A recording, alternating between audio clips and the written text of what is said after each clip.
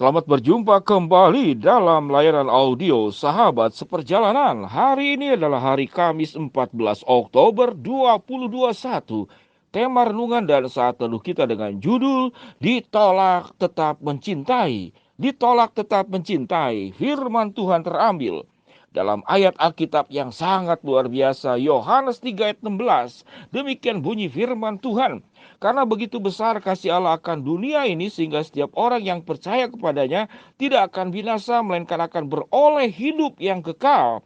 Allah sudah mengaruniakan anaknya yang tunggal supaya setiap orang yang percaya kepadanya tidak binasa melainkan beroleh hidup yang kekal. Mari kita berdoa.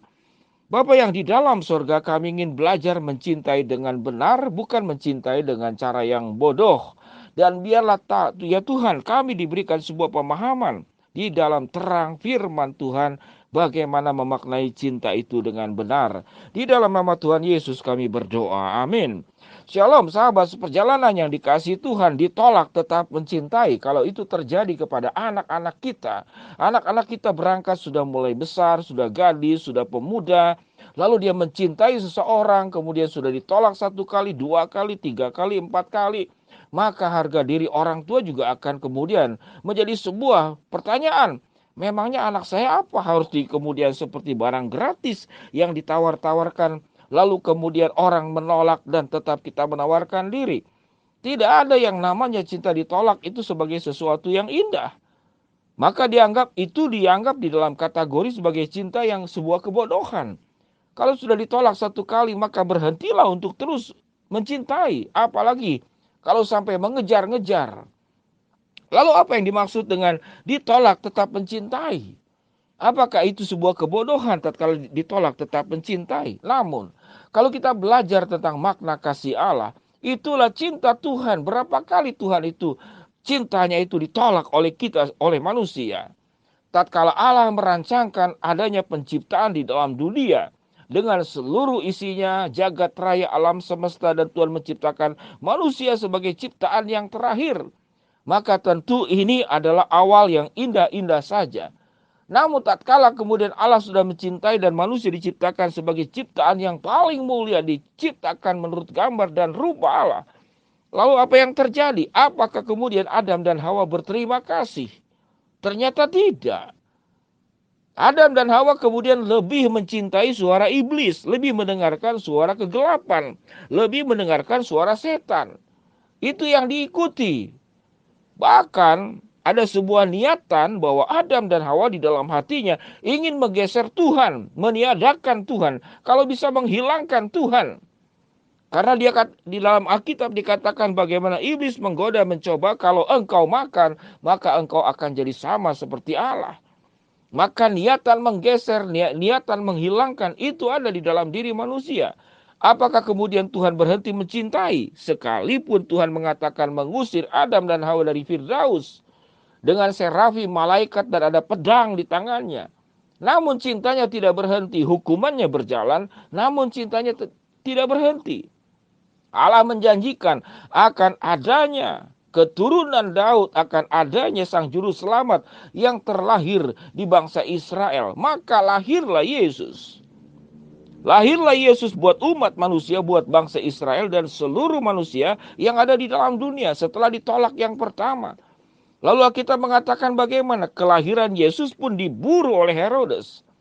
Semua anak yang di bawah 2 tahun itu dibasmi untuk dimusnahkan dengan sebuah harapan bahwa salah satunya ada Yesus yang kemudian terbunuh. Apakah kemudian Yesus berhenti mencintai? Tidak.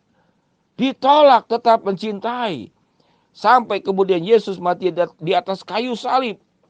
Itu penolakan yang luar biasa oleh manusia berdosa. Namun Tuhan bangkit, Tuhan menghapus dosa manusia. Bahkan Tuhan menjanjikan akan datang kembali yang kedua kali untuk menyebut setiap kita masing-masing, dan kita akan menikmati sebuah pemberian terbaik dari Allah, yaitu surga yang abadi dengan segala keindahannya.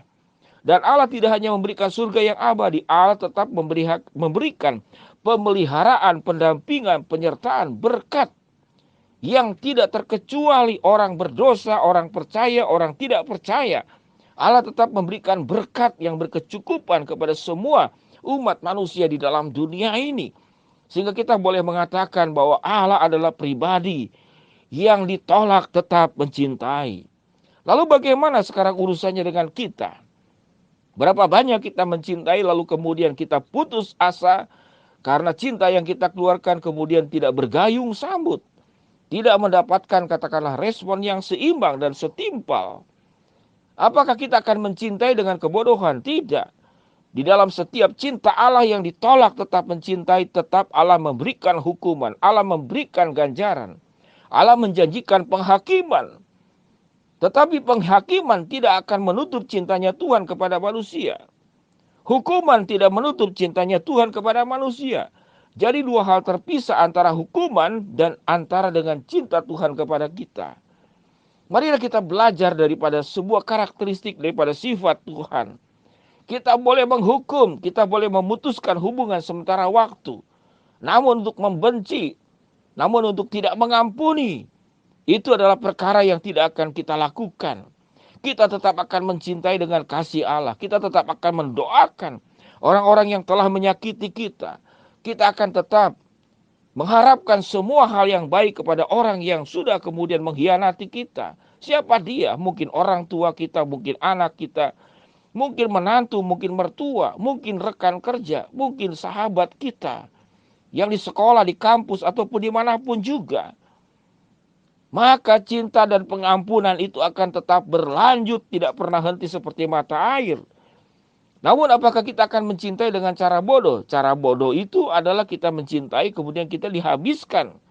Kita kemudian hancur. Tidak demikian. Kebenaran Allah tetap ditegakkan, keadilan Allah tetap ditegakkan, penghakiman Allah tetap berlaku. Dan itulah sifat daripada Allah yang luar biasa. Namun Allah itu tidak pernah berhenti mencintai, ditolak tetap mencintai kita.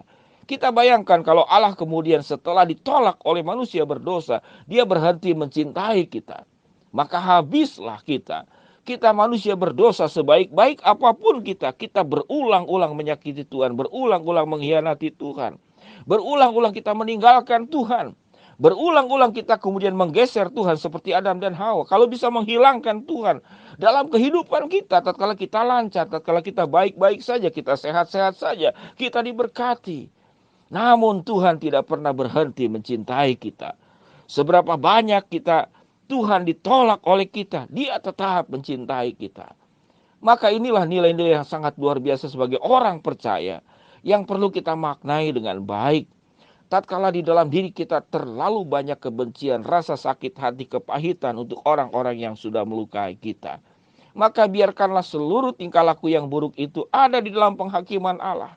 Namun kita tetap mencintai dia, kita tetap mendoakan dia, ada pertobatan, ada perubahan.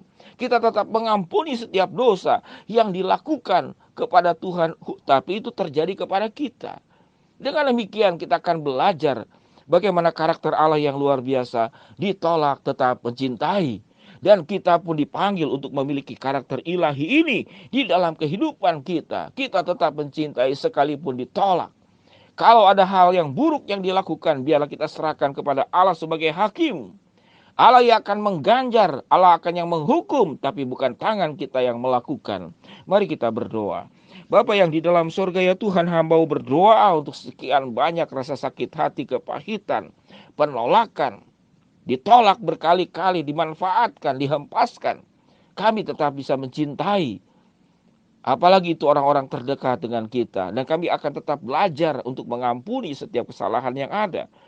Dan masalah penghukuman, masalah ganjaran, masalah hal yang buruk itu bagaimana Tuhan balas. Itu adalah hak Tuhan di atas segala-galanya. Hamba berdoa buat yang sakit, Tuhan jamah sembuhkan. Yang sedang menghadapi masalah, Tuhan bukakan jalan. Yang sedang memohon berharap sesuatu, Tuhan akan kabulkan sesuai dengan waktu, rencana, dan kehendak-Mu. Di dalam nama Tuhan Yesus kami berdoa. Amin.